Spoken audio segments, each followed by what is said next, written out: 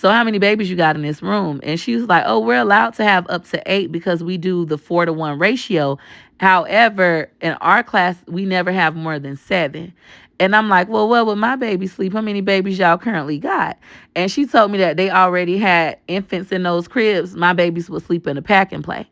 And I said, but you only got one pack and play. She said, yeah, but we have more in storage. We would get them out of storage if you decide to bring your children here, and they would sleep in those. Also, when they get around 9, 10 months, we transition them into the cots that I just showed you guys.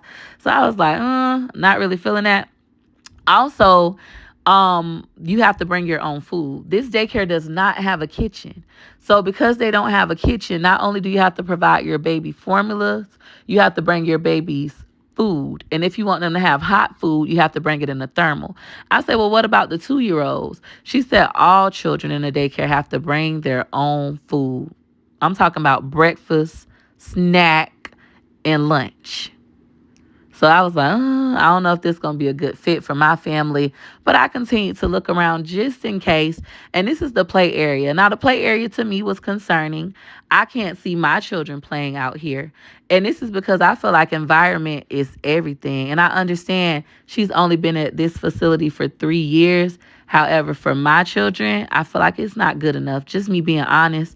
They do have cameras. However, the parents can't see the cameras. Only she and her husband can, not us. So that was another thing that I didn't like.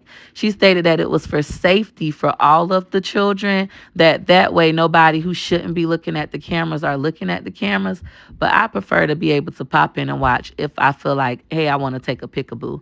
Anywho, she showed me the rest of the facility. And like I said, I loved her energy, but I did not like her center. And then when we got to the prices, I said, oh, hell no, my kids ain't coming here.